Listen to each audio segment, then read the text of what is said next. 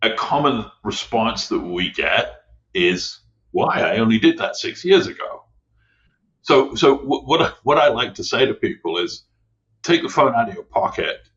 Is that the phone you had 6 years ago?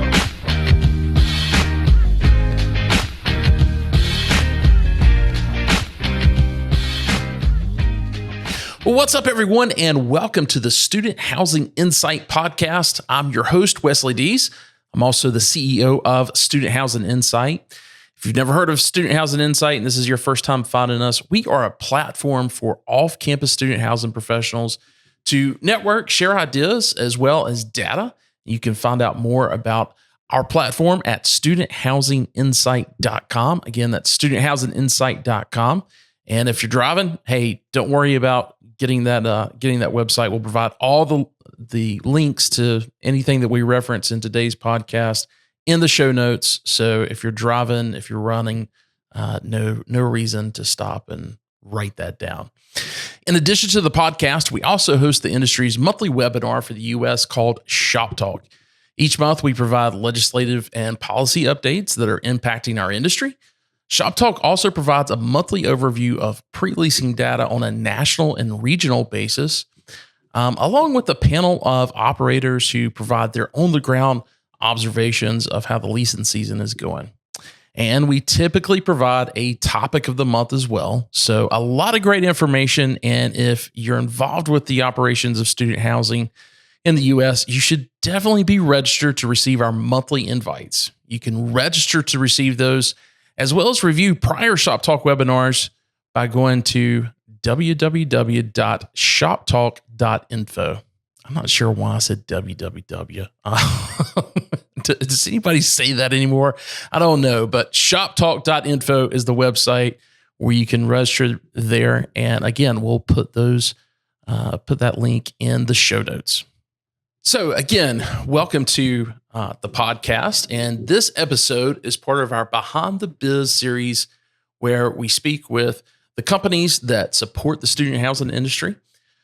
In this episode, we are specifically talking to Andrew Marshall and Rob Collins at Campus Technologies, Inc. If you've been in student housing for a minute, like I have, you understand the demands that our residents put on property managers and property owners for delivering fast and stable internet. It's important today, obviously, to do that, but going back 20, 30 years ago, I can tell you 25 years ago specifically, shortly after I kind of determined this as, I don't want to say my career, but it was one of those things where I knew I was going to be doing it for a little bit.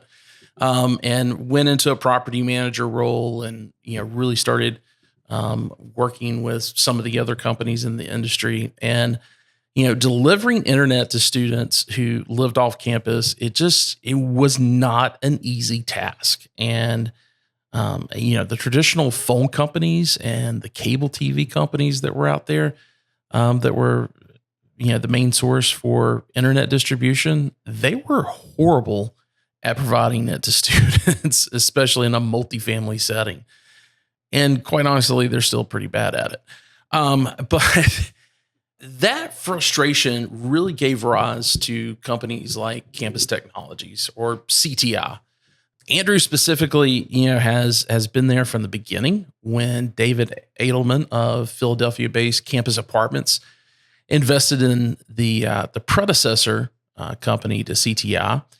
And we'll get into that whole origin story and many of the innovations that CTI has been a part of over the past 30 years. But it's that history and experience that I believe makes CTI such really just an important tech partner for student housing owners and operators. And let me tell you why. So many of the student housing properties that were built 20 plus years ago, they're really kind of at a point where there's got to be some significant upgrades made. And, who else is really better qualified to design those upgrades than the group that really kind of set the gold standard for internet distribution when those properties were built?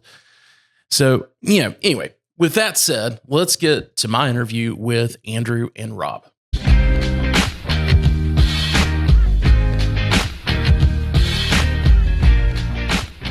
Andrew and Rob, welcome to the podcast. Hi. How are you, Wes?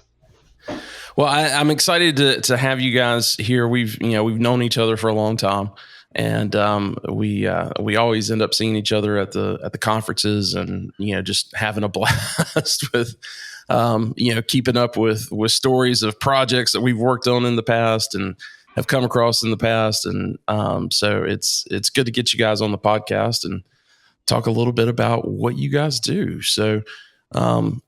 For those in the audience that may know nothing about Campus Technologies, give us that elevator pitch of what it is that you guys do. Okay, not a problem. I'm Rob Collins, VP of Engineering at Campus Technologies. Campus Technologies, or CTI, is a student housing wired and wireless internet partner at its core.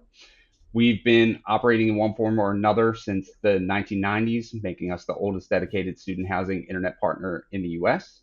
Our business and our employees come from student housing, real estate, and the tech industry, giving us a well-informed viewpoint when working with our clients and partners. Networks are never the same. They're never cookie cutter. So we work to prioritize your situation and provide a network you'll be proud to have at your property, and more importantly, make potential residents line up to want to live there. We work with you to deliver a network that provides the best service at the best price.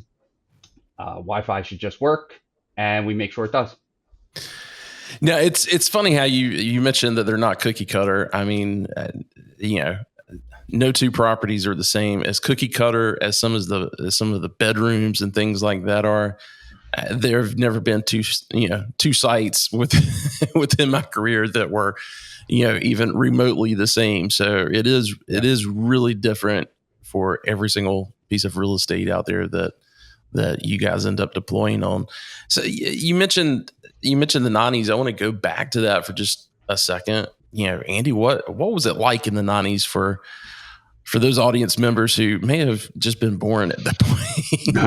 Nobody had iPhones. Yeah, 2007, that started.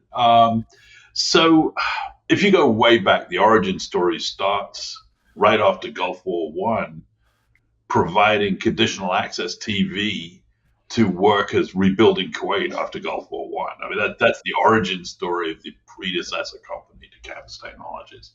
But later in the 90s, so around the mid-90s, if you remember the triple play when that was a thing, or was starting to become a thing, Mm-hmm.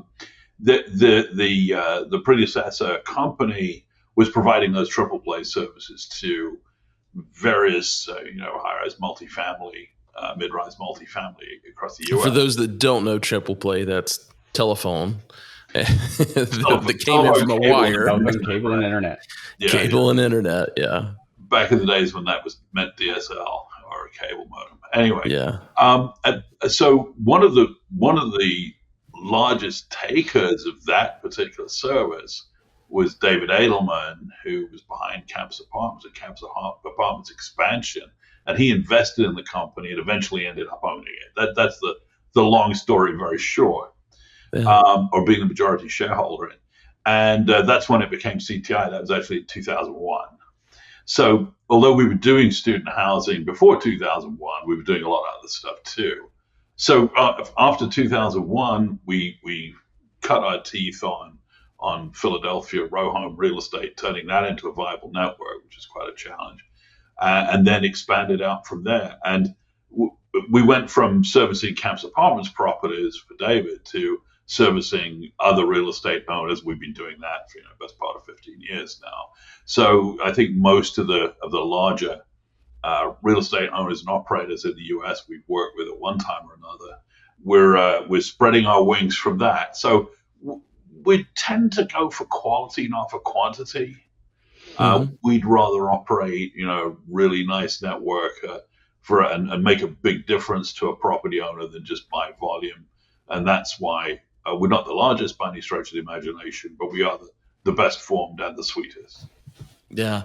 I don't know that I've ever worked with you guys on a new development, but there's certainly been projects that, whatever company I was a part of or client I was a part of, where you guys were were servicing it, and, management, campus apartments may have been managing it or somebody else was managing it. And, we inherited that contract, but you guys, in a lot of those situations, we're also providing, kind of business administration type of technology services to those properties as well. Where with local phone service and that type of thing, and we kept you guys in play for that too, and had extraordinary service. Is that something you guys are still doing today? We still do. We have an MSP wing, if you like, which basically provides office services, leasing office services to student housing operators, and ancillary tech services as well, like CCTV.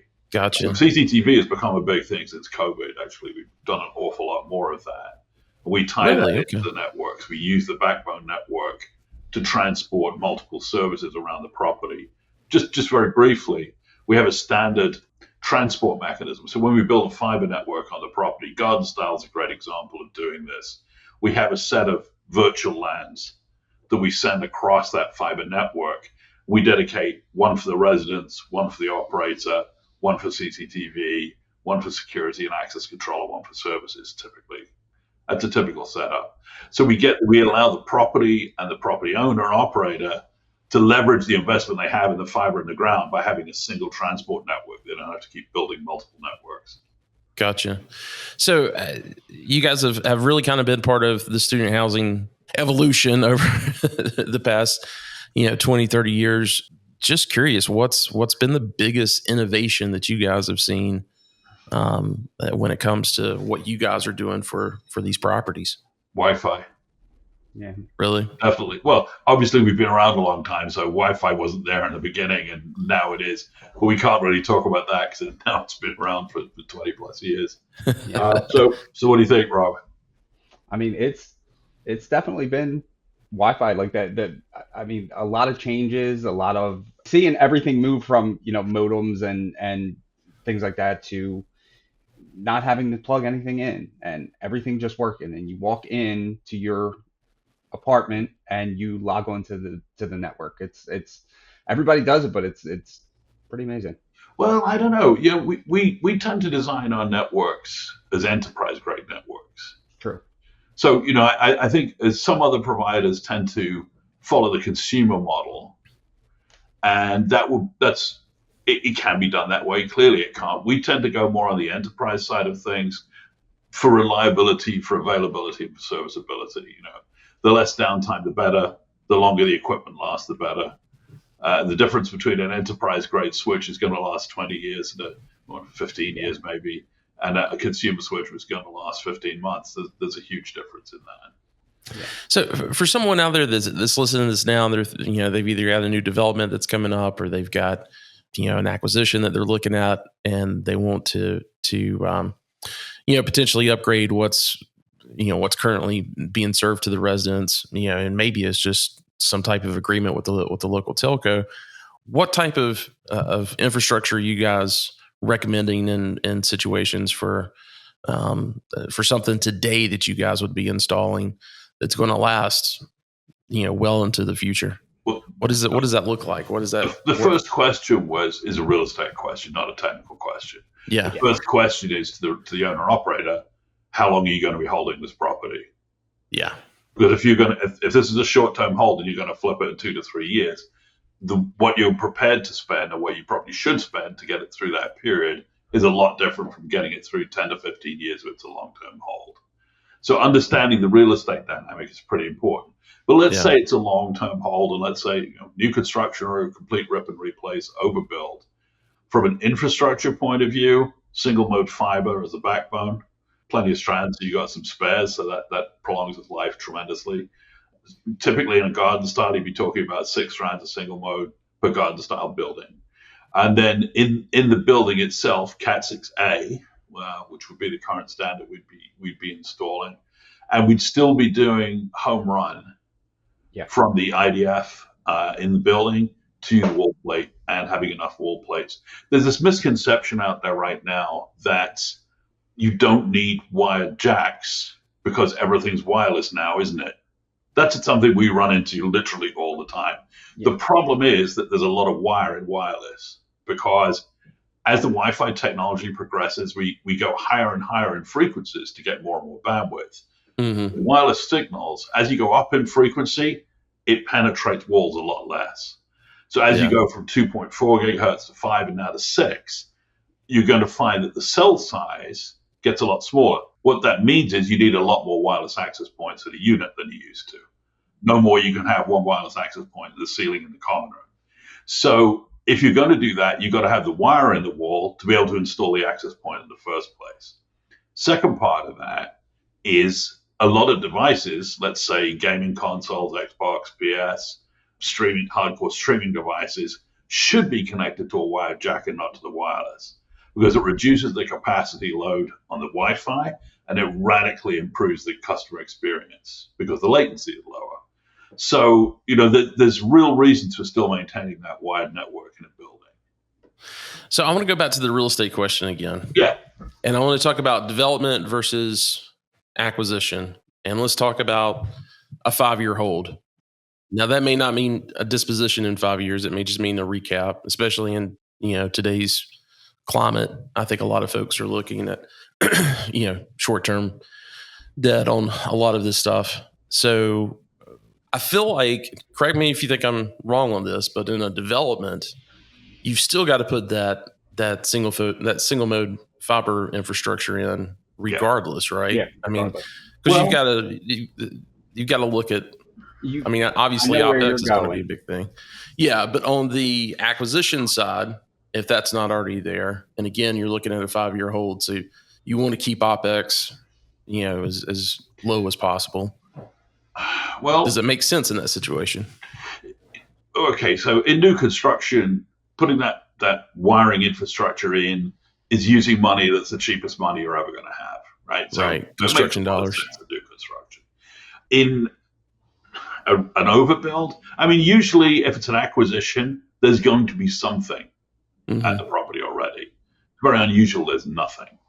So the question is, can you make the something operate at the right standard for the next 5 years without having to spend that massive capex to replace everything? Yeah. So if it was a building that was built in 2015, it's got Cat 6 maybe, or maybe Cat 6 terminated as 5E, it's probably got single mode. You're not going to need to spend a lot of money on that. You're going to be able to make that work pretty adequately the way it is. If it was built in 1999 and it's got Cat 5 and multi-mode, then that's a whole different question. Then you really do need to plan that you're going to need to replace that copper wiring at least within the 5-year time horizon, because 10100 is not good enough. Is there a situation there that you would say that, using an MDU similar to Campus Technologies, where maybe you would probably just tell the client, hey, it's probably best to just go with the local telco? Is there a situation like that you guys have run across? Possibly. We have run across it, yes. We've definitely run across it.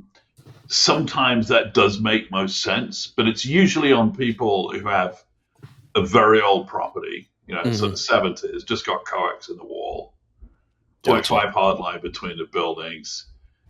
They don't want to spend any money at all. Typically that has to be a telco deal. Gotcha. Or free to market. Free to market is also a valid strategy there. Explain that free to market. Where the resident buys their own internet. Gotcha. So you sign a right of entry agreement with the cable company. They pay you a per door fee for exclusive access, which gives you a little bit of a revenue bump, and you don't have to pay for the internet. It's not really fit for purpose for student housing. It works for multifamily. I don't think it works for student housing, the whole unmanaged Wi-Fi setup. But there are circumstances where that makes the most real estate sense. Gotcha. All right. So that's talking about innovation. I want to, ask you guys really quick, what has surprised you the most about student housing? It doesn't necessarily even have to be tech based, but what surprised you the most about student housing over these past decades? we touched on it before, right, Rob? I mean, you can't use regular support staff. Regular support staff. Yeah. And that really is the big surprise, right? Yeah. The student housing resident, if you're dealing with that student housing resident, you've got to understand what student housing residents want and say and do and need, and understand the environment they're living in. Yeah, it's definitely not like working at a help desk at a bank. It's Right. completely different. So typically the MSOs, the cable companies, they support student housing residents with the same team that supports, regular residential consumers with cable modems. Yeah. Now, I remember, early on when we were, kind of stringing up these networks with, a T1 and, we even had Cat 5 swung between the buildings. It was one of those things where you had to have someone, we would call them a student tech or something like that the company would typically hire. It could even be a resident, or, if there were, if that same company was managing multiple properties, maybe they served, kind of an area or whatever. But that was so crucial back then because there were so many things that they actually had to, go to the computer and, determine what the issue was. Is that really the case anymore? Are you guys, still kind of deploying or hiring those local techs, or is everything pretty much able to be, assessed from a remote location these days? I would say high 90% it's in-house. We don't have to have too many truck rolls or anything like that. Only when, something really bad happens, like, damage from a storm or something like that, where you have to go out there and actually change out crucial equipment. But most of the time, our help desk can get the stuff done quickly. Our level 2 guys, can get that stuff done quickly. We're watching the network, 24 hours a day. So we really don't have to deal with hiring people on site. We do have, local techs that we work with and things like that for big things, but I wouldn't say it's a normalcy. Our support goal is 0 truck rolls. We don't quite get there, but I think our average is, maybe a couple of truck rolls a year for a property that we've built. Okay. And that's normally something like, someone swung a baseball bat or a wireless access point. It's not anything really fundamental. Hurricane season, something like that. It's never something. Or the bane of our lives, electrical storms. Right? Yes. Yeah. So I want to tie in a little bit what you were saying on the, about the customer service side of it, and also that infrastructure side of it, because one of the biggest listeners that we have, of this podcast are, what we typically, talk about the single market operators or the mom and pops, or, the regional focus, and they may have scattered sites. They certainly have, smaller boutique apartment communities that may be anywhere from, 50 beds up to, 200 maybe. And for a lot of what I've observed in that situation, they have just, gone with, they may have put Cat 5 and some of that stuff in, but they've just really gone with the local telco at the, at the point of when everything was being built to install whatever, we'll use the old company names, but whatever Time Warner had, whoever was servicing, right? And now they've got to be looking at it, and certainly from a standpoint of competing with a lot of the other purpose-built student housing, there is that level of all that's being taken care of by the landlord, and that may be something that they've got to do in order to compete now. Are those size properties and that type of coming back in and either taking over that type of infrastructure or proposing something new? Is that something that you guys, are involved with, have had experience with, or do you typically say, no, they still need to continue to go with the local telcos? No, we don't have a bed minimum. We've certainly worked with smaller communities. We certainly worked with scattered site, which is probably the most challenging of all those. Anything over 50 beds, realistically, we could look at. If it was slightly under that, we could look at it too. You get the most efficient economy of scale slightly north of that, but There's always a solution, and certainly from a resident support and a network management point of view, there's always a solution for those. Yeah. Gotcha. And I know a lot of those because I get the emails from HOA board members. They invested in a kitty condo in Clemson or somewhere else, and now they're the president of the HOA, and kind of the same thing. They want to have some consistency, want to be able to provide something to the students that they haven't been able to get at their property. Any advice for HOA and going through those type of determining if you guys are an answer for them or not? I mean, technically, we can certainly do it. Usually, with an HOA, the challenge is their organization and structure. It's normally a legal issue first. It's whether they can do those things. If they sort that part out and figure out how they can do it, and I'm sure it is fixable, we can do the technical part, no problem. Yeah, working with an HOA is just like working with any property manager, in fact. But there's an organizational barrier in some cases with the way that some HOAs are organized. So really just looking to see if the board is, if they've got the authority to do it. Yeah. Yeah. And then if not, I'm sure you don't want to have to, bring all the members together to get a vote on one little simple thing to update or upgrade.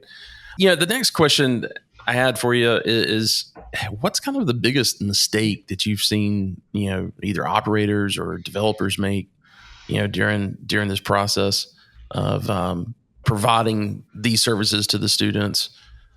You've got to have a list, I'm sure, but what's one of the biggest ones? Yeah, I mean, going back to what Andy was saying, it's probably not realizing that once those wires go in the wall, they do have a time limit. There is an age where they just don't work anymore and they need to be replaced. So your fiber does kind of cancel out after a while. It sort of applies to all the equipment. We do a lot of Wi-Fi upgrades. A lot of our business is doing Wi-Fi upgrades as generations change.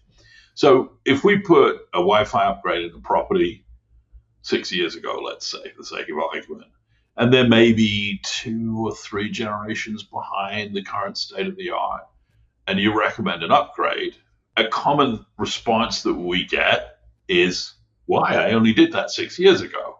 Yeah. So what I like to say to people is, take the phone out of your pocket.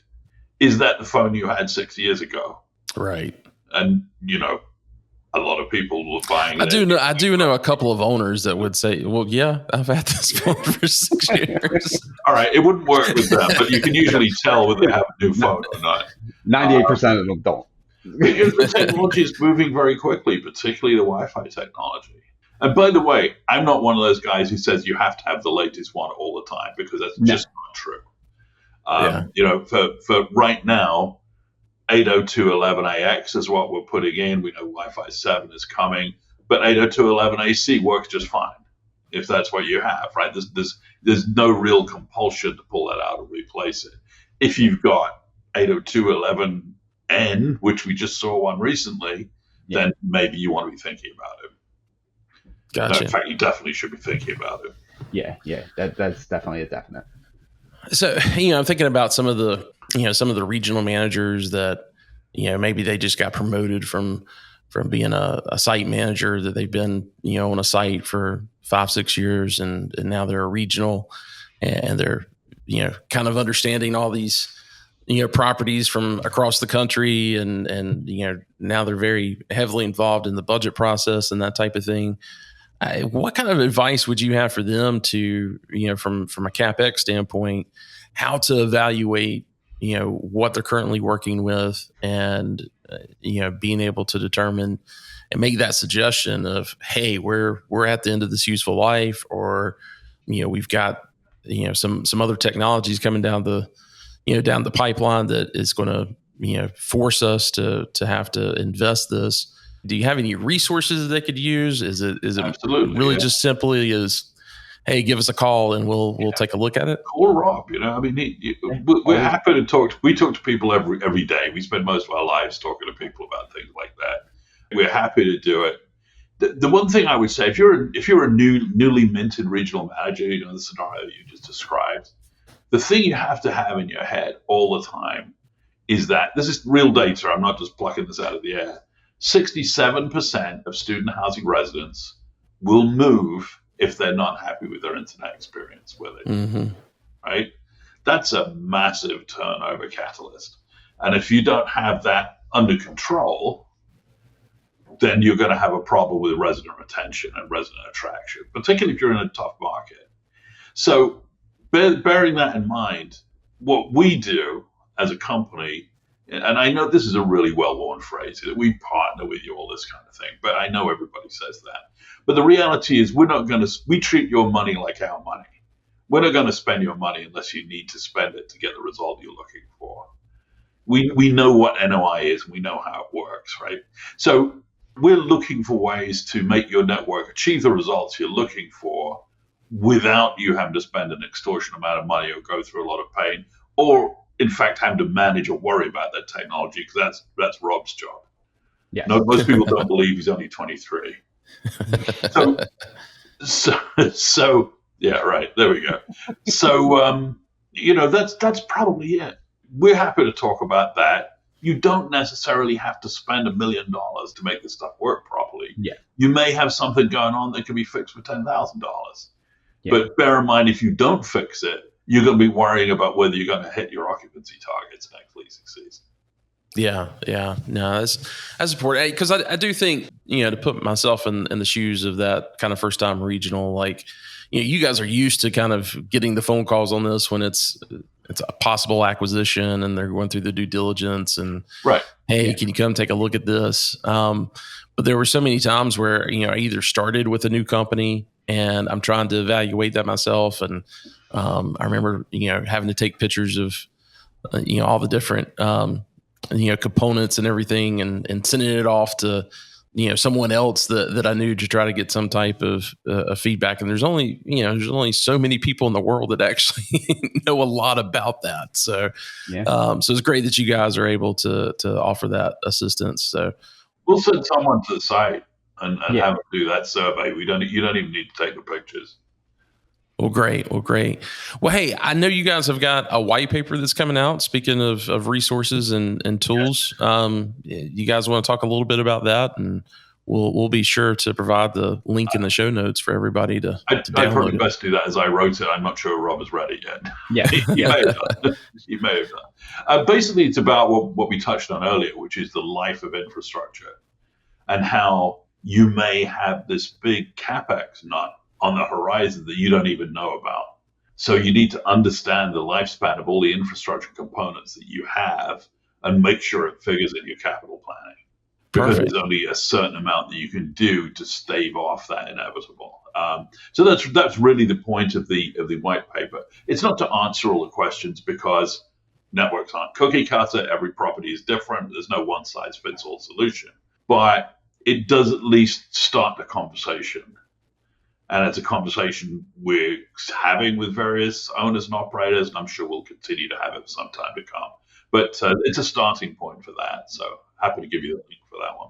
Oh, just one other question I wanted to ask you guys. That as you were saying that, it reminded me. And earlier you talked about when you go in to do a development, you're typically creating these different lands in order so that you've got something that's servicing for the operations of the property as well. And I'm specifically thinking about all of the new IoT stuff that's coming out, be it, appliances and thermostats, but, also access control and that type of thing. Where do you guys feel like that is headed? Because it seems to, in multifamily, outside of the thermostat and the access control, a lot of this other IoT stuff that, we've seen in the single family development area, we're not quite seeing that on the multifamily as much. And I've got to imagine that has more to do with network than anything else. It's actually not the network. The network's not the challenge there. The challenge is the applicability. if you're a property owner, student housing, you could put a smart thermostat in, but who are you going to give access to that smart thermostat? Mm-hmm. Are you going to let the residents install that app on their phone? Because you know what's going to happen is that the first evening someone's had a few beers, they're going to be turning the heating up to 85, and then the guy in the next room is going to be turning down to 62. And whose benefit is it for, really? Depends on who's paying the utilities. So there's a question there on that. And that's just thermostats. On the remainder of IoT, there are definitely some things in building management that make some sense, water flow sensors, all the rest of it. But for the residential experience, what we're seeing happening is that the residents are bringing their own IoT. So it's kind of BYIoT. So what you have the to do echoes is and the the Google echoes assistants and the smart plugs and the smart bulbs and yeah. all sorts, anything. If you can dream it up, it's probably an IoT device. So residents tend to bring those themselves, and you have to design the network to permit that, which can be quite challenging, incidentally, but that's something that you have to do. So you have to support the bring your own IoT. On the other side of the fence, anything that's to do with the property operation that's IoT is usually much better engineered. Access control would be a great example. And it's dealt with, it's designed, and everything works just fine. But inside the unit, it's normally the resident or residents bringing their own IoT devices. You can't make all of them work, by the way, reliably without maybe interfering with other people. 90% is probably achievable. So I mean, I've got, before we got started with this call, I mean, every light that's shining on my face and my head right now, I turned on with my phone. Right. And I'm in an office building with my own, fiber modem over there, and it's it's easy for me to control. But let me ask you that. I mean, look, I see so many of these students who are doing streaming a lot of things and that type of thing, and they've got a professional look to it. How would they set up those lights and things that they want to do for a podcast studio or something similar? In terms of one of networking point of view? Yeah, if I lived at a campus apartments property that you guys manage from a Wi-Fi standpoint, mesh Wi-Fi standpoint, how would I be able to set something up like that? It wouldn't just be a campus apartments property, by the way. But anyway, we do this in a variety of ways, and I don't want to give too much away because some of it's a little bit proprietary. Generally, there's an isolated network for the unit. Okay. And that network supports IoT devices. So you can do whatever you want on that. It's not going to interfere with any other units. Other units can't interfere with you. It's not going to interfere with the network. And it's really like having single family home with an internet connection, setting up your IoT, probably how your studio is set up. Gotcha. So that's how we do it. We isolate the unit for IoT. Gotcha. Okay. So the same, password, username, password that I would use, for logging on, with my phone or whatever. Yeah. That's the same. You have a dedicated one for the unit. Yeah. Gotcha. Yeah. Technically, I didn't really know how it worked. I just really wanted to find out as a resident, how that would work. So good. Well, great. Well, guys, I really appreciate, the time. This was, obviously behind the biz of Campus Technologies, but I feel like this has been a huge resource for our listeners who are, there's not the thing especially with internet distribution is, it's not something that necessarily changes a lot in a year, but if it's certainly going to change a lot over, 3, 4, 5 years. And it's always good to get this, kind of refresher and understanding, what's coming down the pipeline. So thanks so much for giving your time for that. And sure. Anything else you've got for the audience that you want to discuss? Not really. Just looking forward to October, where we'll be in Vegas. Yeah, you guys are going to be sponsoring our Top Golf event, and yes, sir. Thanks for doing that. Looking forward to that. Again, that's at the NMHC Student Housing Conference in Vegas, October 7th through 9th. All owners and operators who are attending are invited to that. So if you're an owner and operator and plan on going, if you haven't heard from me already, drop us an email and I'll make sure that you get an invite. Well, Rob, Andy, thanks so much. We'll talk to you soon. All right. Have a good one, Wes. Thank you. Take care.